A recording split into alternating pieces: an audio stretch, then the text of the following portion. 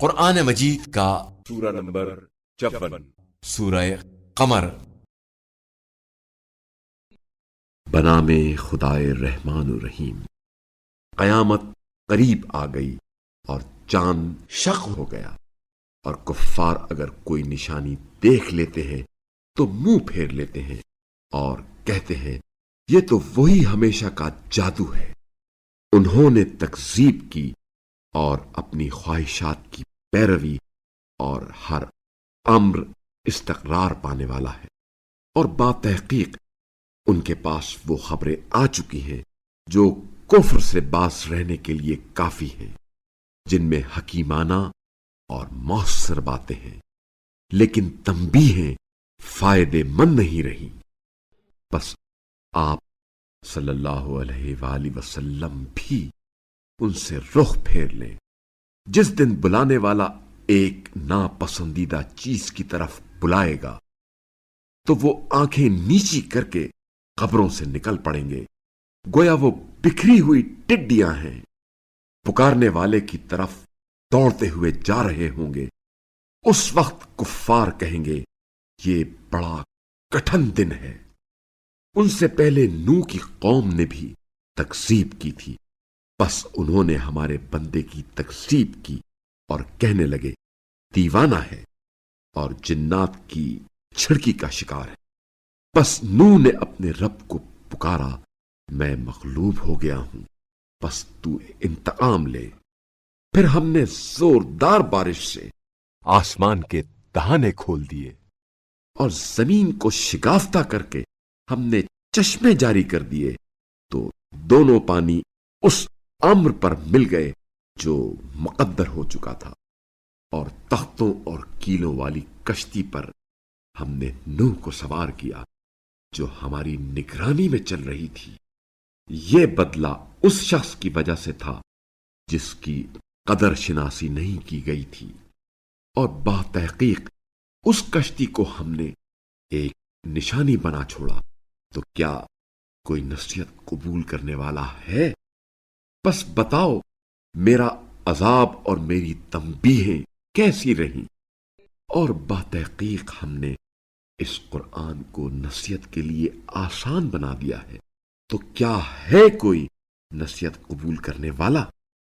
عاد نے تکذیب کی، تو بتاؤ میرا عذاب اور میری تنبیہیں کیسی تھیں؟ ایک مسلسل نحوست کے دن ہم نے ان پر ایک طوفانی ہوا چلائی جو لوگوں کو جڑ سے اکھڑے ہوئے کھجور کے تنوں کی طرح اٹھا کر پھینک رہی تھی۔ بس بتاؤ میرا عذاب اور میری تنبیہیں کیسی تھی؟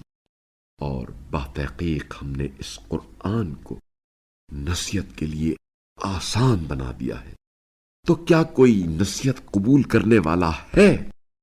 سمود نے بھی تنبیہ کرنے والوں کی تکذیب کی اور کہنے لگے کیا ہم اپنوں میں سے ایک بشر کی پیروی کریں؟ تب تو ہم گمراہی اور دیوانگی میں ہوں گے۔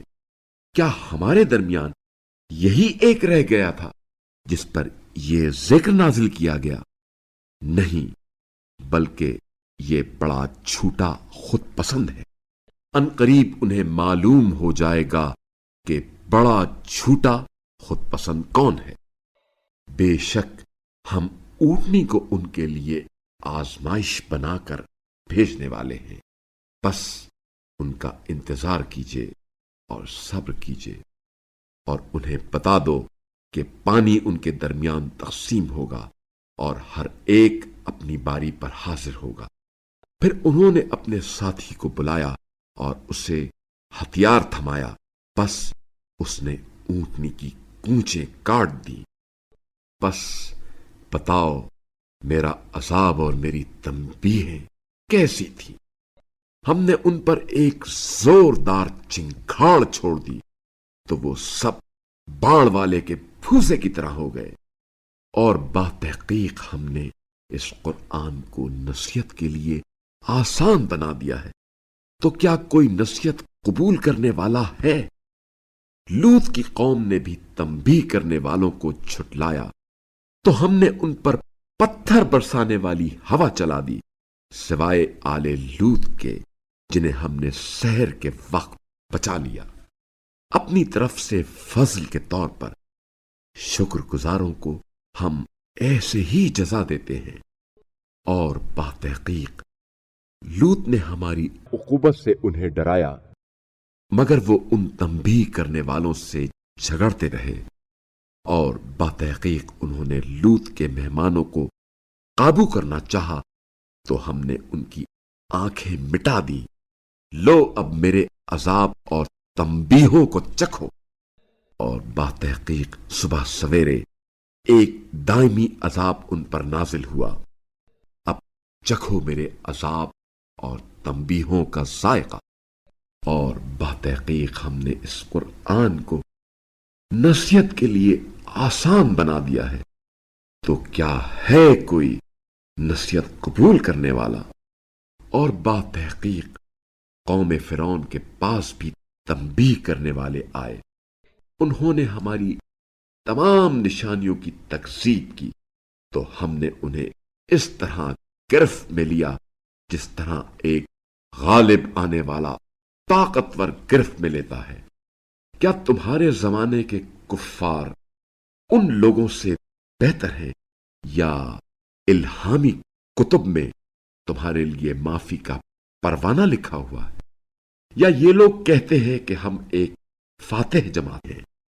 نہیں، یہ جماعت ان قریب شکست کھائے گی اور پیٹ پھیر کر بھاگے گی۔ ان کے وعدے کا وقت قیامت ہے، اور قیامت تو زیادہ ہولناک اور زیادہ تلخ ہے۔ مجرم لوگ یقیناً گمراہی اور عذاب میں ہیں۔ جس دن وہ منہ کے بل آگ میں گھسیٹے جائیں گے، ان سے کہا جائے گا چکھو آگ کا ذائقہ۔ ہم نے ہر چیز کو ایک اندازے کے مطابق پیدا کیا ہے، اور ہمارا حکم بس ایک ہی ہوتا ہے، پلک چھپکنے کی طرح۔ اور بتحقیق ہم نے تم جیسے بہتیروں کو ہلاک کیا ہے، تو کیا کوئی نصیحت لینے والا ہے؟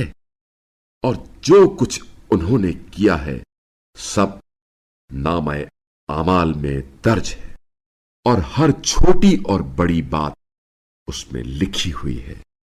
اہل تقوی یقیناً جنتوں اور نہروں میں ہوں گے، سچی عزت کے مقام پر، صاحب اقتدار بادشاہ کی بارگاہ میں۔